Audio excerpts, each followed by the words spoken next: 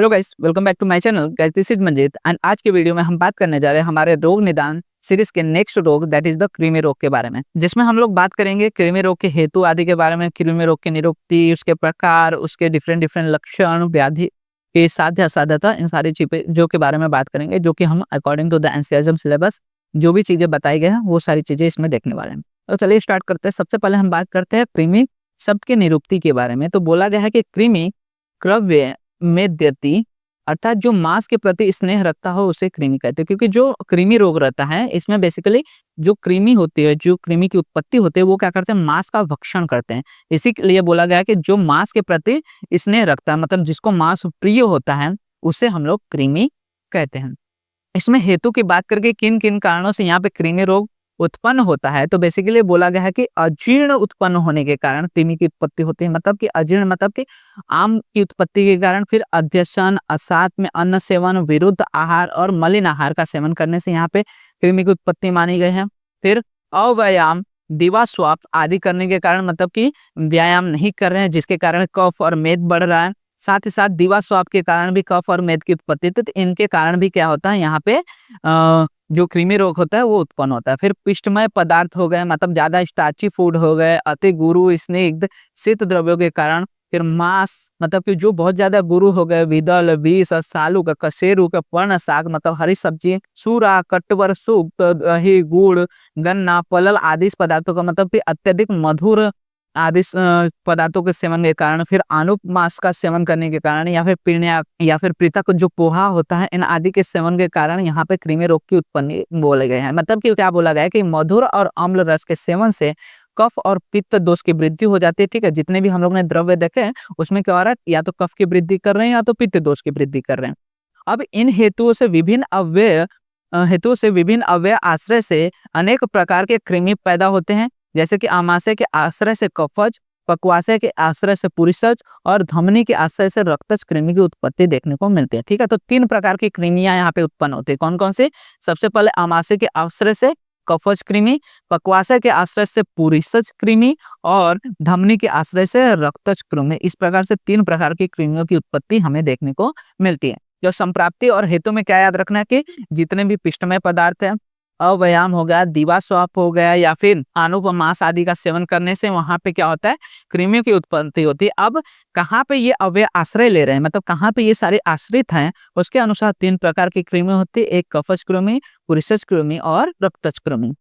इसके बाद हम बात करेंगे डिफरेंट डिफरेंट प्रकार के कि कृमि के कौन कौन से प्रकार होते हैं। तो हम लोग ने देखा कि कृमि के सबसे पहले 3 प्रकार देखा, जो कि अभ्यंतर कृमि के प्रकार होते हैं, जो कि रक्तज कृमि धमनी के आश्रय से, कफज कृमि आमाशय के आश्रय से और पुरीसज कृमि जो कि पक्वाशय के आश्रय से होते हैं। इसके अलावा बाह्य कृमि भी देखने को मिलता है। बाह्य कृमि के 2 प्रकार बताए गए हैं। ठीक है, तो टोटल जो कृमि के भेद बताए गए वो 20 बताए गए। कितने?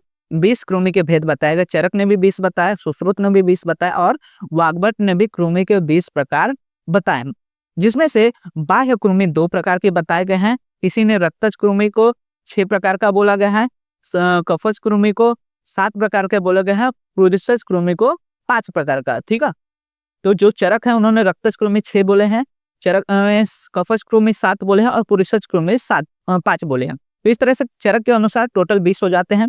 उसी तरह सुश्रुत ने जो रक्तज कृमि है उसको 7 बताया है, कफज कृमि को उन्होंने 6 बताया है और पुरीसज कृमि को 7 बताया। तो मतलब उन्होंने डिफरेंट डिफरेंट बताया, उन्होंने बाह्य कृमि का नाम नहीं बताया सुश्रुत।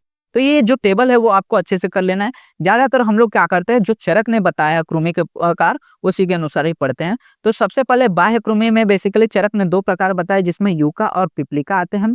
उसी प्रकार रक्तज कृमि में उन्होंने 6 प्रकार बताए हैं, जिसमें केसाद, लोमाद, लोमद्वीप, सौरस, उदुम्बर और जंतुमाता ये कृमि के नाम बताए गए हैं उनके द्वारा।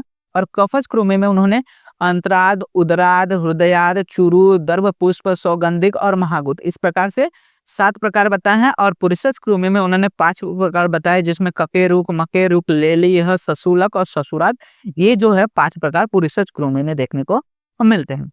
संप्राप्ति घटक की बात करेंगे, किस प्रकार से इसमें दोषों का या दुष्टों का संप्राप्ति देखने को मिलता है। तो बेसिकली दोष में कफ प्रधान त्रिदोष की उत्पत्ति देखने को मिलती है, क्योंकि जो कृमि होते हैं वो बेसिकली कफ दोष में, यहाँ पे जो मेद होता है उसमें ही देखने को मिलता है। ठीक है, मेद आदि के कारण ही या फिर कफ के कारण ही यहाँ पे कृमि की उत्पत्ति देखने को मिल गई है।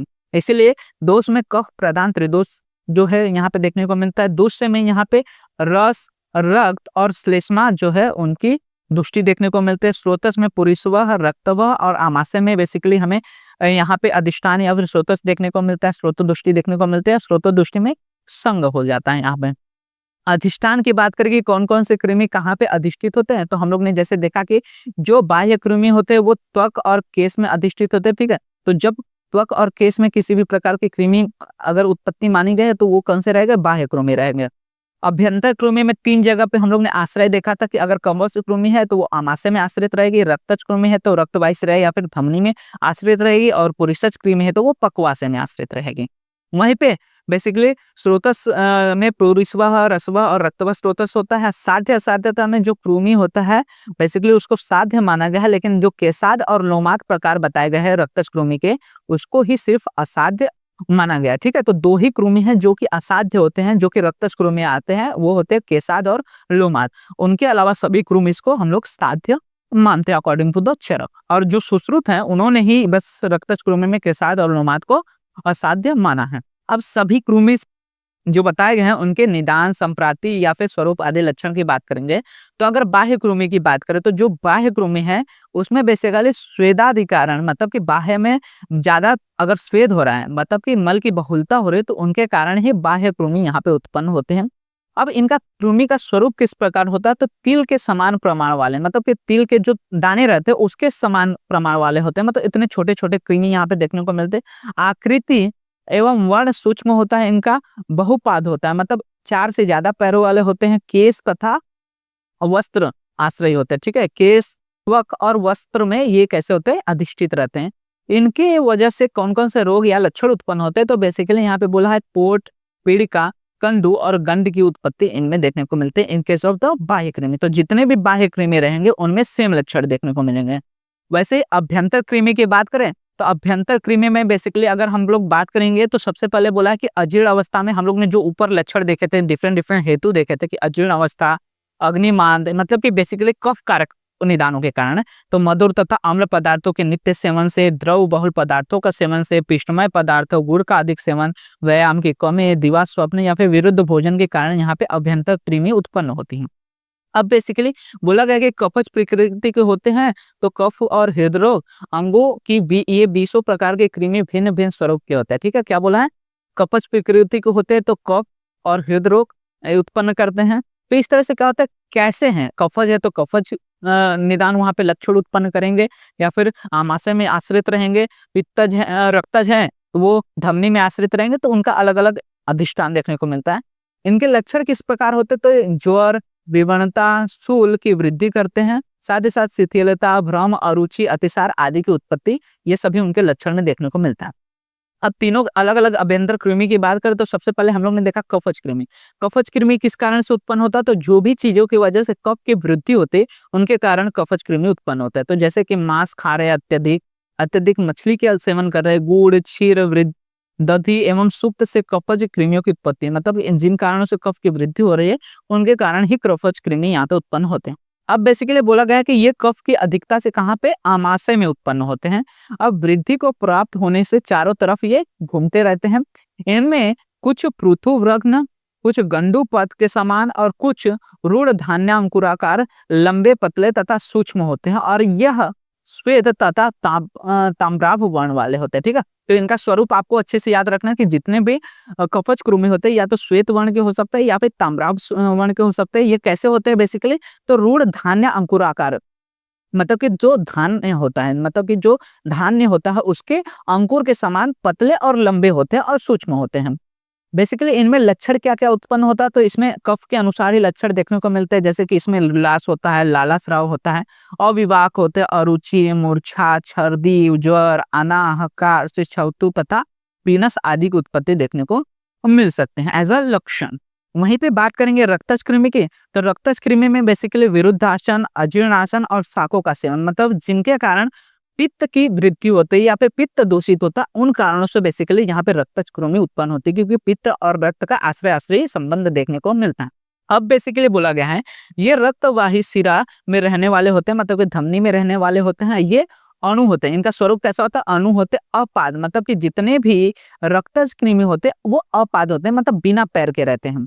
और ये वृत्त, ताम्र, वर्ण या फिर अति सूक्ष्म होने से दिखाई भी नहीं देते, ठीक है। ये बहुत ज्यादा छोटे होते हैं इसलिए जल्दी दिखाई भी नहीं देते, और वृत्त मतलब कि गोलाकार होते हैं, और इनके कारण बेसिकली शरीर में पुष्ट की उत्पत्ति मानी गई है। थर्ड आता है अभ्यंतर कृमि में बेसिकली पुरीसज कृमि। पुरीसज कृमि में बेसिकली मांस, पिष्ट, अम्ल, लवण, गुण, शाक आदि के सेवन के कारण यहाँ पे पुरीसज कृमि उत्पन्न होते हैं। ये जो पुरीसज कृमि होता है इनका स्थान कहाँ पे होता है, पक्वाशय में होता है, और ये बेसिकली नीचे की ओर गति करते हैं, क्योंकि पक्वाशय से ये गुद की ओर निकलते हैं, तो गुद में बेसिकली या फिर जो भी हम लोग मल की प्रवृत्ति होते हैं उसमें बेसिकली इनका प्रादुर्भाव देखने को मिलता है, मतलब पुरुष कृमि हमें पुरुष के अंदर देखने को मिल सकते हैं। ये बेसिकली बोला गया है कि अधिक वृद्धि को प्राप्त कर जब ये आमाशय की ओर गति करते हैं तो विक्त गंध सहित निश्वास और उद्गार होता है, ठीक है।